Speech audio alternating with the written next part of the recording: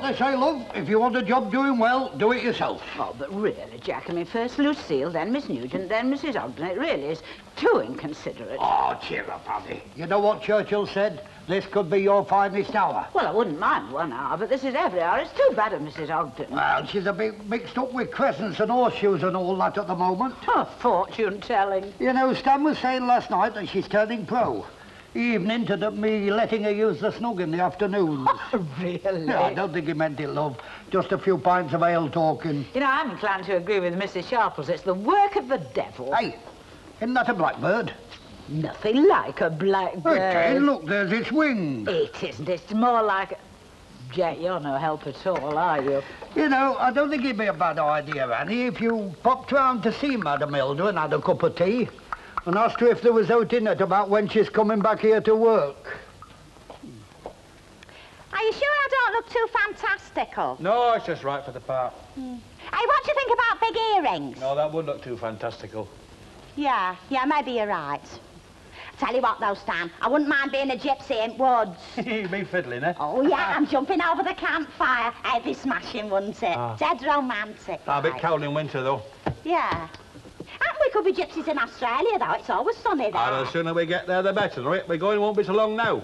Who have we got today? Oh, well, there's Gladys Roberts out of Maudsley Street, and that fat woman what lives next door to her, and the coalman's wife from Bessie Street. Oh, and Minnie Colwell. It was her and young Audrey what spread it round. Now, don't forget 10 and 6 a bash, pay on the nail, and pay in cash. Hey, that rhymes. We'll use it as our motto, you know. Yeah. Mrs. Maggie Sharple. Clegg sent this, and before you ask me to sit down and have a cup of tea, the answer's no, thank you, just had a cup. Oh, well, it's entirely up to you, Mrs. Sharples. A bunch of flowers and a rebate from the corner shop doesn't convince me that you're a soothsayer. I never said I were out at sort, Mrs. Sharples. It just so happens that I've got the gift for telling folks his future. Future me are. We don't say there aren't coincidences, you know. No, but miraculous ones, Stan. Miracles? How can you sit there and talk about miracles, Hilda Ogden, you and your chipped teacups? No, they're not all chipped. It's taking advantage of the weaknesses and superstitions of folk, and that's bad enough. But to take money off them for it, and I suppose you are taking money off to them. pay for salt flakes, you know, washing up and that. Yeah, and the gas stand for the kettle. Oh. I don't know you two. You're a comic pair, aren't you? And I hope you're not here for what I think you're here for, either. What's it with Mr. Shaw? Ah, she's sticking her oar in. She's jealous because Ariel's got a queue lined up, you know. A queue? Well, yeah, there's a fair number after me services, Val. There's nothing wrong in charging a bob or two. It doesn't do anybody any harm, does it? How much were you thinking of? Well, Stan's handling that side of it. 10 and 6. Oh, you don't get that round here. Huh? They won't pay that round here. You can get your fortune told for a penny on a weighing machine and get your weight as well. Ah, well, that's not personal. I mean, everybody who's 10 stone 5 is going on a long flipping sea trip, aren't they? Yeah. Tell you what, though, Val, seeing as how you're more or less one of the family, like, I'll let you have a go for £5 bob. Staff discount. No, thanks. Can it eat me alive? Listen, what the eye doesn't see, the heart doesn't grieve. Sit down. All right, then, go on, just for a laugh. Right. There you are. Now you know how to do it. 3 times round went our gallant ship. That's it. I want Ken to be the headmaster of a posh school in the country. And I want to live in a Tudor cottage like Anne Hathaway's cottage. And I want the kids to grow up and be happy. That's not too much to ask, is it? Eeny, meeny, miny, no.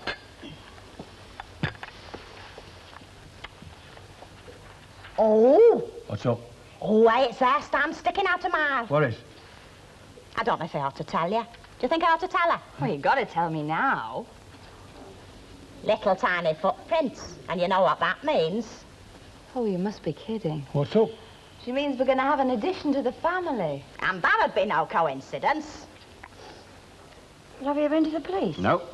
What are you going to do? Just forget about it? Forget about it. Now, you know me better than that, don't you? I can be very nasty, you know, when something like this happens. In fact, sometimes it worries me just how nasty I can be. Don't like the way you're talking. Oh, don't worry, darling. I don't get involved. I've got friends. Friends? Yep, friends.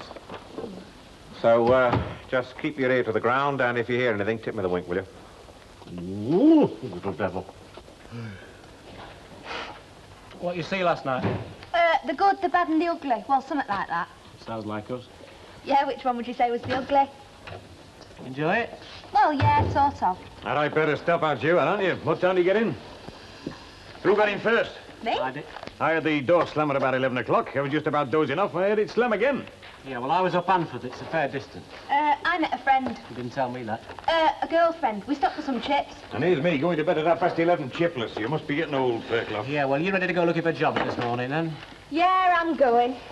Hey, do you know what? I bet there's a factory somewhere completely held up just waiting for me. Ooh, grandmother, what big eyes you've got. If she wisecracks at me, Just their idea of fun, Mrs. Well, it's not mine. It's only high spirits, love. You were like that once yourself. Oh, no, I was not. Anyway, if it comes around and dabs with me anymore, I'll clout her one right round the flaming ear. She's had a bad time, Elsie, since me mum and dad. It's been a bit rough. Rough, you know. Yes, I do know. But keep her off my back, will you? I've got lots of problems of my own. I thought you and Emily were getting on very well, like house on fire. No, it's not her love, it's me. We've naught in common. It's like living with a flaming angel. Well, it might rub off on you. It might do you some good. At this stage in my proceedings? Anyway, she'll have to go. Dave says he's got it all planned. He would, wouldn't he? Watch your pockets. You see, the reason why Emily likes stopping with me, she says, is because it's all restful, she says, because it's all quiet and peaceful, she says. Now, I thought if one or two of my friends... Like me? Like you, were to pop round at all odd hours in the morning and do the island fling, she might decide to leave. So I'm giving you an open invitation. I thought I already had one. I will pass no comment on that remark. Ta-ra. Oh, have you heard the latest? You mean from Mrs. Ogden's cups? Dave had his car pinched last night. Oh, dear. Oh, I'm sorry you've upset me now. Has he told the scuffers? No. He said he's leaving it to some of his mates. Smith's private army. You know, that could be very nasty for some people, then, couldn't it? Oh, very nicely, thanks. It was a bit strange at first. I was afraid to sit on his chairs. But now, well, it's home. In fact, it's the nearest I've been to home for 25 years. I thought you and Mrs. Tanner were doing so well. Yes, well, I suppose we are, really. There are trials and tribulations. It's inevitable, I suppose. It's getting just a little noisier hour by hour. Oh, why don't you go back to the Rovers, love? I'm sure Mrs. Walker would have you. It was Mrs. Walker who asked me to go. I bet you anything she's regretting. I suppose I'm lucky, really, having Albert away most of the time. Oh, yeah, now his dear old Uncle Albert. He never lets us know. He sent me a card only this morning, telling me to make sure there was plenty of coal in the coal shed. Can I have a tin of mulligatawny soup, please? Made with real mulligans. I'm not jumping in or anything. No, could you repeat? Mulligans, Yeah. yes. Val said come and get a tin of oxtail, but I thought, no, damn it, I thought for a change I'll have mulligatawny. By the way, what is it made out of? Oh, well, not mulligans. Curry, I think. Oh, and a sliced loaf, too, please. You can't beat dipping your bread in the soup. Saves washing your soup spoon. I suppose you've heard about Mr. Smith's car. Yes, Mrs. Clegg, I have. Necromancy. Now, that's the suit we haven't got. No, stalking the streets it is. Necromancy. It's very simple. Well, it's more than we can say for your conversation. Oh, well, back to the enchanted cottage. No, it's all to do with Hilda Ogden, you see. She's got this spirit guide called Sitting Feather. Ah, there you are. Mrs. Spicer said I'd find you here. News travels fast. What can I do for you, Stanley? You're a good-hearted fellow, aren't you? Oh, am I? Well, I've always thought you were, you know. Far be it from me to disillusion you, Stanley. What's the catch? Catch. Catch, Stanley. I'm looking for a good home. Oh, well, hope you find one. Like yours, you know. Oh, well, I appreciate it. No, I'm afraid that's quite out of the question, Stanley. For the twins, you know, to grow up with them. To grow up with the twins, I see. Or do I? Well, kids like dogs, don't they? I mean, there'd be a little protection for Val, too. Now, he's a good house dog, he's a Dog, Stanley, I'm with you. Yeah, pedigree. Yeah, His mother got a touch of Airedale, his father touch of Labrador. That's not rubbish. No. No, and it'd be an addition to the family, you No. see. No. No. Look, don't think I don't appreciate the thought, Stanley, and I'm quite sure the dog and I will become inseparable in time, but it just so happens there's a bylaw that says no animals allowed in the flat. Sorry, mate. Hello, Mr. Walker. Hello, Mrs. Walker. I didn't know you had a dog, Mr. Ogden. I haven't. He's a mate of mine. I'm stuck with him. Would you want a dog, Mrs. Walker? Oh, good heavens, no. We can't win, mate. Come on. Had your fortune told yet, Mrs. Walker? Oh, never in 1,000 years. Such nonsense. Have you? No, not likely. I didn't think for one moment you had. I think she looks on it, you know, as some sort of a profession. I suppose Mr. Ogden will become a sort of, soothsayer's runner. Stanley, I don't need a flaming bulldog to guard me yard, even from you pinching me lead. How much you asking, Stan? Oh, I don't want anything for him. I just want to find him a good home, that's all. Oh, I get it. How do you get lumbered with it, Stanley? Well, it was a scheme of mine, you see, that went wrong. It's a long story. So you got me for the mug, have you? Well, I thought you might want some protection. The only protection I need is from myself, mate, and that chief scout in there. But there's one thing you can do for me, Stanley. You can get Hilda to read these to find out when I can expect that delivery from Alan Roberts. Oh, no, that's mercantile. Hilda doesn't do anything mercantile, you know. Stanley, are you very thirsty? I could do with a couple of pints, huh? Yeah, well, you know what you've got, don't you? Aye, thirst. Hydrophobia, that dog's bitten you. Hey, it hasn't, It's nipped you, then. Well, it's licked me around the chops a couple of times. There you are, you see, rabies. You'll have to ask Hilda how long you've got to live. Oh, give old, Hey, Lucille's on her way back. Asked if Uncle Leonard threw in the hat, like, you know, prepare the ground, spread the news from the Rovers to the corner shop. Why me? I suppose because your Uncle Lenny at Children's Hour. I mean, she's frightened of phoning Annie, but then you're a big, hairy-kneed fella, aren't you? And you're all right for putting a good word in with Maggie and all, aren't you? Watch it, Langton. Hey. Hello. Do I look like the sort of bloke who give 10 guineas for a dog? Well, you can't blame him for trying. Come to pay your bill, have you? No, I can't have a word with your Otto here in private, if it's all right with you. Oh, yeah, fine. I'm just going to give some glad tidings till the Rovers return. I might even sink a pint while I'm there, too. See you. See you down there, Len. Bit of a doddle, wasn't it? What was? Doddle on your gear rods. Oh, pity you couldn't get the van started either. Yeah, still I made it. Yeah, how'd you find the automatic? Automatic? On my Jag, when you bought it without my permission.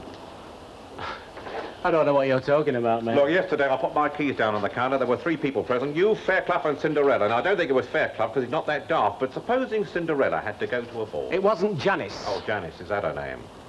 But if it wasn't Janice and it wasn't Fairclough... Look, mate, I didn't pinch your flaming Jag.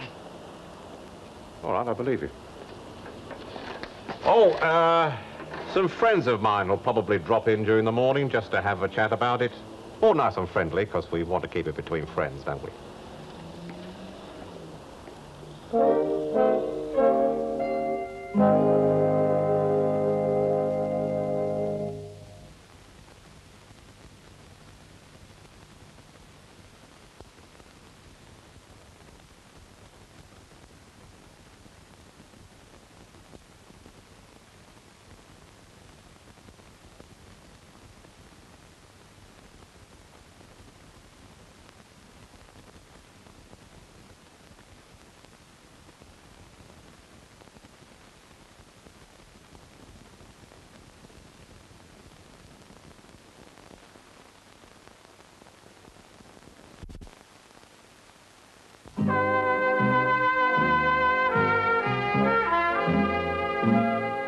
It's a nice little dog, Stan, but we can't keep it on it. Well, it's only for a short time. Yeah, but we'll get attached to it, Chuck, and then when we go to Australia, it'll have to be locked up for 6 months.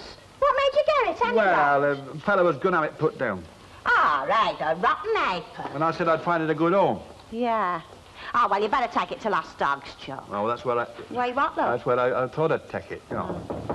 Oh, wait, might be a client here. Go and warm the tea up. Right.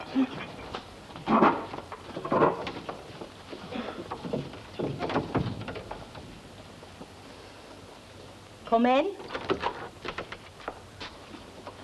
Oh, hello, Mrs. Walker. What a nice surprise. I was already saying to Stan how nice it'd be if you dropped in. No, sit down, Mrs. Ogden. Certainly, Mrs. Walker. Have a chair. Well, it really has been such a terrible morning. Ah. I mean, with all that work to do on my own, with no help. Ah. After all, although we've known one another for a great number of years, and I have always treated you more as a close personal friend than an employee, I suppose your own private interests do come before your public loyalties. Oh, yeah, well, it's bigger than both of us, is this, isn't it, Mrs. Walker? Drop a tea, Mr. Walker. Oh, thank you. How very kind. With being so busy, tea has been out of the question. Yeah, isn't it a shame, Stan? I was only saying to Mrs. Walker how sorry I was. Oh, it's like being called up, you know, to higher things. Well, of course, you see, myself, being strictly orthodox, I cannot accept the more devious branches of the occult. Tell me, I believe this is what they're supposed to do. Yeah, that's right, Mrs. Walker. How very amusing. Why don't you have a go?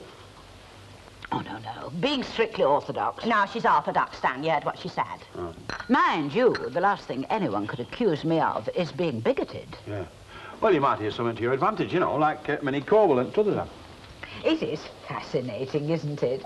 Tell me, Hilda, can you really tell people's futures just by looking at these tea leaves? Oh, yeah. Yeah, but I don't think you'd be interested, Mrs. Walker. I mean, with you being orthodox and that. Well, there's nothing wrong with being interested. What do I do next? Turn your cup upside down in saucer. Like that, you mean? Oh, you shouldn't have done that, Mrs. Walker.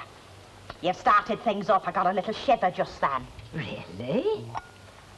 Now, tell me, Hilda, just of course a matter of curiosity, what do those little blobs mean? Oh, that's a journey. Really? Where could I possibly be going? Ah, but it might be somebody coming back, you know, coming back from a journey. That's right. Coming back from somewhere, you know what I mean? Huh? Quite right, Stan. Ah. He's a big help with the clairvoyance, is Stan, you know. Yes. Hilda, say I believed in tea leaves, and you were reading mine. What would that little cluster mean? Hang on. Oh, yeah. No. No, wait a bit. You know what? If you did believe, and I was reading your teacup, I wouldn't tell you. Why not? Because that means an unpleasant incident is going to take place. An unpleasant what? Oh, it's there, Stan, plain as day. Thank you very much. Mrs. Walker? Yes? It's a matter of 10 and 6. You mean you're charging me for a cup of tea? A consultation, no, professional. Mr. Ogden, in my establishment, I am called upon to give my customers pints and beer, and frequently, by looking into their empty pots, I can tell their futures, that their wives are going to get very cross with them if their dinners get cold. But I only charge them for the pints of beer, not for the professional advice.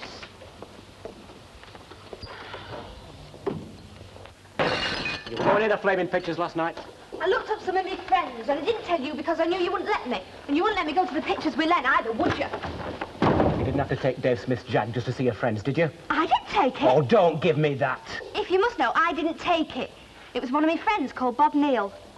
You just gave him the keys that Smith left on the counter. There's not much difference. Look, we didn't steal it. I mean, not to sell. I mean, that's stealing, isn't it? We just borrowed it. Oh, yeah, I can hear the magistrates laughing at that one. You know what they'll do to you, Jan? You'll be inside faster than that. Look, I only did it on impulse, all right? A bit of fun, that's all. It's like living in a flaming reformatory with you on me back all the time. Listen, you know what you're going to do, don't you? You're going to go and find Bob Neale, and you're going to get him to drive that car as near to here as he can, and then you're going to get the keys and you're going to give them to me. And if you don't, I will shot you. You wouldn't. You count on that, don't you? Yeah, we was dragged up through the muck together, weren't we? My mum and dad did their best for us, you know that. It wasn't their fault if they couldn't cope. They cared about us. How do you think they'd feel about this lot, then? They're dead. And you're just spitting on their Be graves. dead. What does it matter? It matters to me. So what I said, I'm sticking to. She rang up from Liverpool. Oh, why couldn't you ring me up? Yeah, well, she did, because she couldn't get through, you see. She had a train to catch. Anyway, thanks for the message, Len. You're welcome. Oh, yeah. Jack, about Lucille. Would you say she was returning from a journey? Well, I don't see you could call it out else, love. Jack, Yes, love? I have the strangest premonition. I am sure I'm about to experience an unpleasant incident. With Lucille, get on with. No, not necessarily with Lucille, but an unpleasant incident. Hey, you're a funny woman. Well, you must admit Lucille is returning from a journey. You know, Annie, you talk as though you've had your future read. Certainly not. Oh. Show your visit to Ogden, Mrs. Walker. 2 milk stouts, please.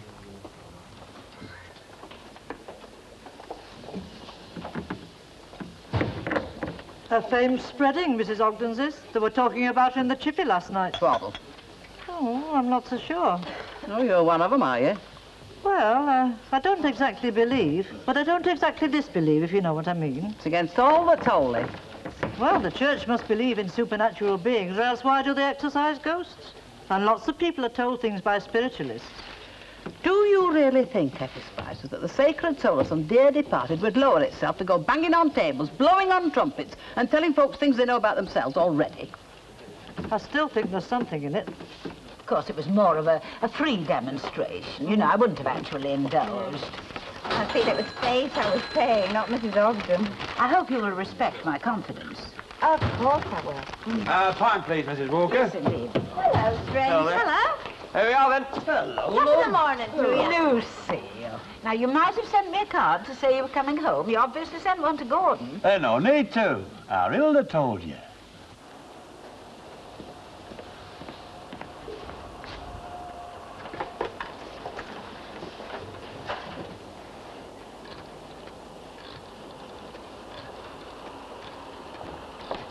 I'm back. Hi, kid. Hey, Ray, have you ever kissed a Blarney Stone? Not that I can remember. Of course you wouldn't have to. You can talk your way out of anything. Hey, Langton. Hello, Uncle Ed. I just bumped into a friend of yours named Smith. Initial D. So? He was driving his Jag down Victoria Street and he was looking for you, but he found me. He said you had something belonging to him. And he had a face like thunder. His other set of keys. Have you? No. Well, just remember what I said, mate. Hi, kid. What's the old rat face on about, then? Look, Lucy, I've got things in my mind, so just leave me to it. I'll see you in the Rovers tonight, and you can tell me all about the lakes of Killarney, all right? Am I interrupting something? Oh, Lucille, this is my sister Jan. I've heard about you. Tell me, how'd you stick it in a dead hole like round here? I've known deader. You've got something for me, haven't you, kid? Andy, pandy, sugar and candy. Oh, just give them to me, Jan. Say please. Please. Thank you. Right. Where you going? Does it bother you? Yeah, a bit.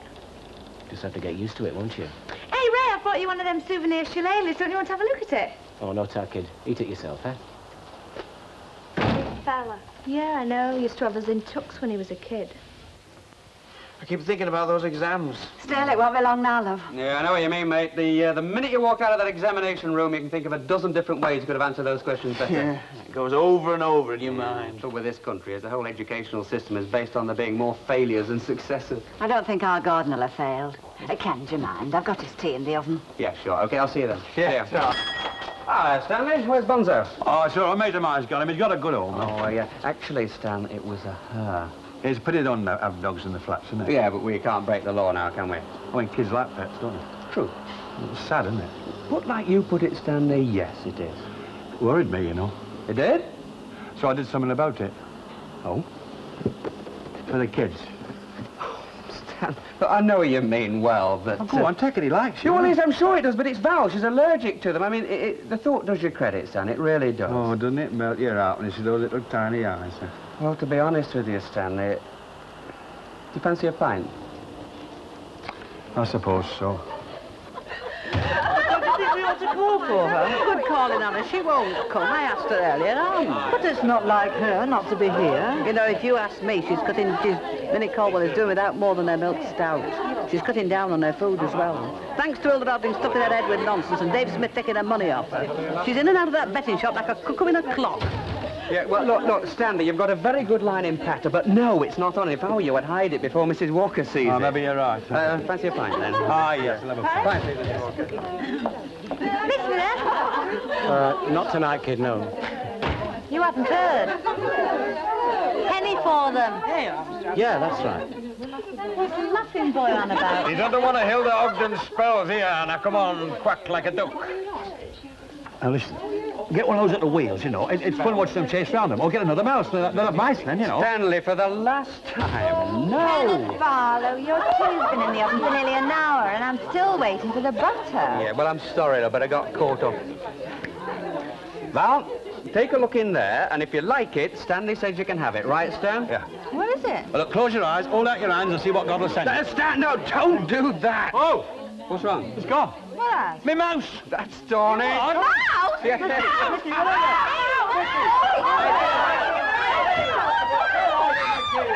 Is this your idea of a floor show, Mrs. Walker? Oh, sit down. Can he find it there? Where are you? Oh, Mr. Adamson, decency and order. I'm doing my best, Mrs. Walker. Oh, what a thoroughly unpleasant incident. Bingo!